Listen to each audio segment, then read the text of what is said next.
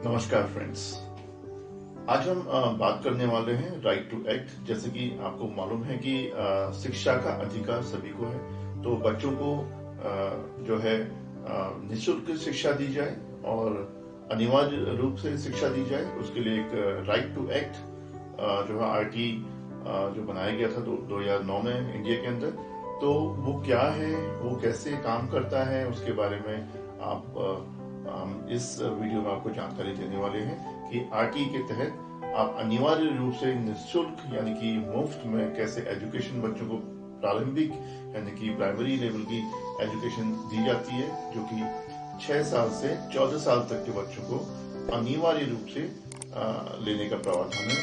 तो इसके बारे में पूरी जानकारी हम इस वीडियो में आपको देने वाले हैं। तो चलिए बने रहिए हमारे लास्ट तक इस वीडियो में और समझिए कि RT right to education act होता क्या है। देश में बच्चों को मुफ्त और अनिवार्य शिक्षा देने के लिए right to education act 2009 RT लाया गया था।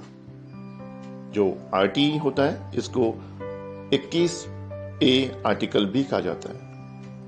यह 6 से 14 वर्ष की आयु के बच्चों को मुफ्त शिक्षा की गारंटी देता है। भारत की संसद ने 4 अगस्त 2009 को इस एक्ट को अधिनियम किया और यह 1 अप्रैल 2010 को लागू हुआ। इस एक्ट के इस प्रवर्तन ने भारत को दुनिया के उन 135 देशों में से एक बना दिया जिसके पास शिक्षा का मौलिक अधिकार है। हालांकि इसके बाद भी कई ऐसी खामियां और चुनौतियां हैं जिसके कारण देश के हजारों बच्चे अनिवार्य शिक्षा से वंचित रह जाते हैं। इस आर्टिकल के माध्यम से हम जानेंगे कि राइट टू एजुकेशन एक्ट 2009 का महत्व और उद्देश्य क्या है। 86वें संशोधन द्वारा 21A में प्राथमिक शिक्षा को सब नागरिकों का मूलाधिकार बना दिया गया। यह 1 अप्रैल 2010 को जम्मू कश्मीर को छोड़कर संपूर्ण भारत में लागू हुआ।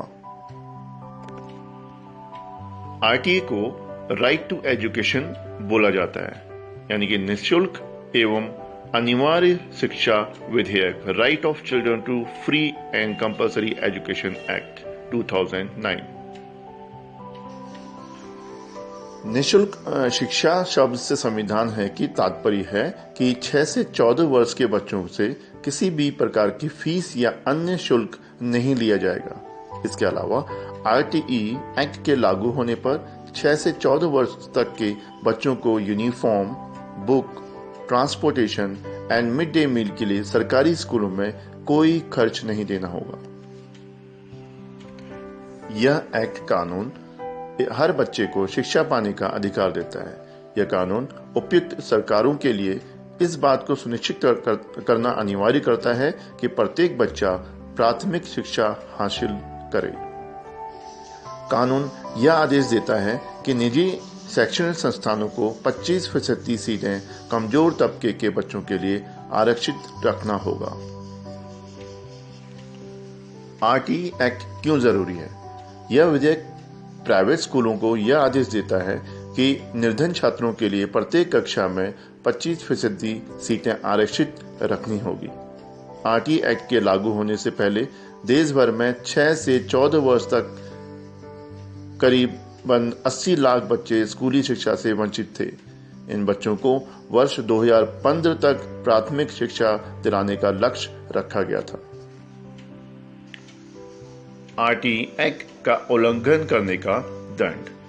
राइट टू एजुकेशन एक्ट 2009 के अंतर्गत 6 से 14 वर्ष की आयु के सभी बच्चों को मुफ्त और अनिवार्य शिक्षा उपलब्ध कराने की व्यवस्था की गई है, लेकिन यदि कोई इसका उल्लंघन करता है तो दंड की भी व्यवस्था की गई है।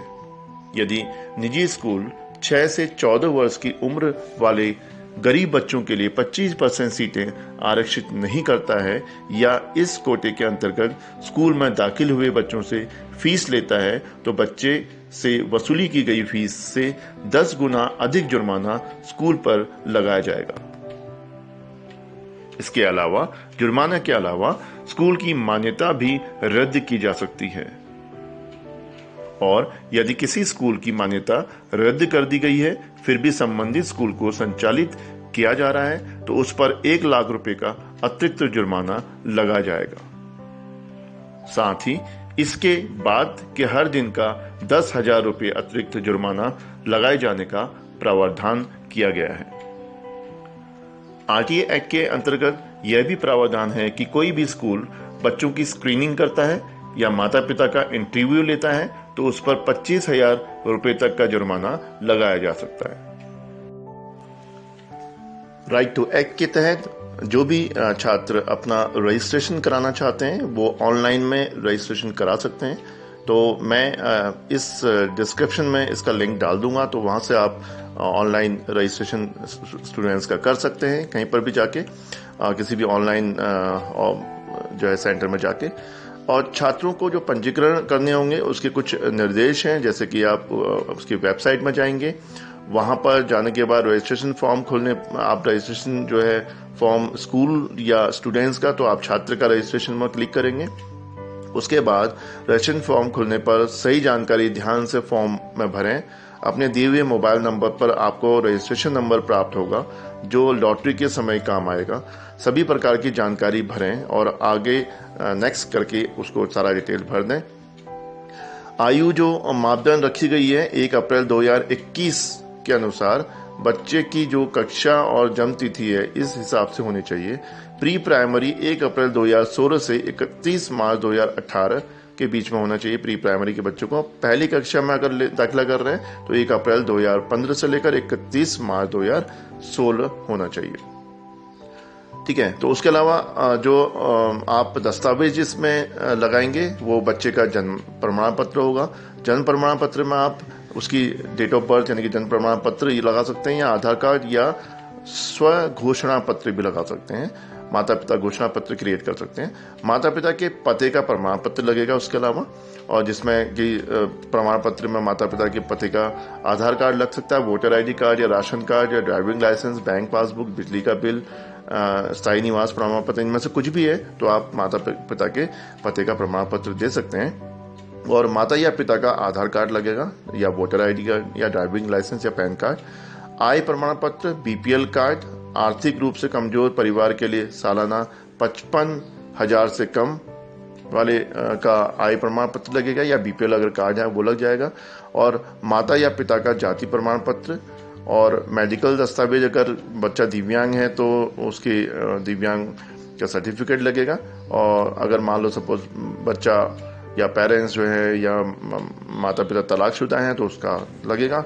और मृत्यु प्रमाण पत्र अगर है, अगर माता या विधवा हो गई है तो उसका जो है प्रमाण पत्र लगेगा। ठीक है, तो ये सारी चीजें लगेंगी। उसके बाद ये सारे दस्तावेज आपको खंड शिक्षा अधिकारी द्वारा सत्यापित आवेदकों की लॉटरी 20 मार्च 2020 मतलब 22 को जो भी होगी, जो भी डेट मेंशन होगी उसमें हो जाएगी।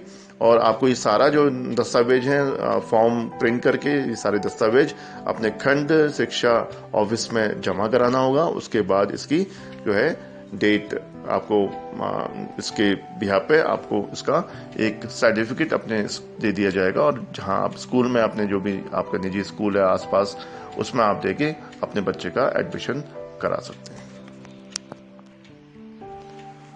धन्यवाद। आज आशा करते हैं कि ये सारी जानकारी आपको जो है पसंद आई होंगी। आपको अगर इससे कुछ जानकारी मिली है तो आप हमारे इस चैनल को सब्सक्राइब कर दीजिएगा। और नेक्स्ट वीडियो में आपको मैं पूरा आरटीई का फॉर्म कैसे भरते हैं और इसका पूरा आपको डिटेल में आप करके दिखाऊंगा। तो चलिए आज के लिए इतना ही।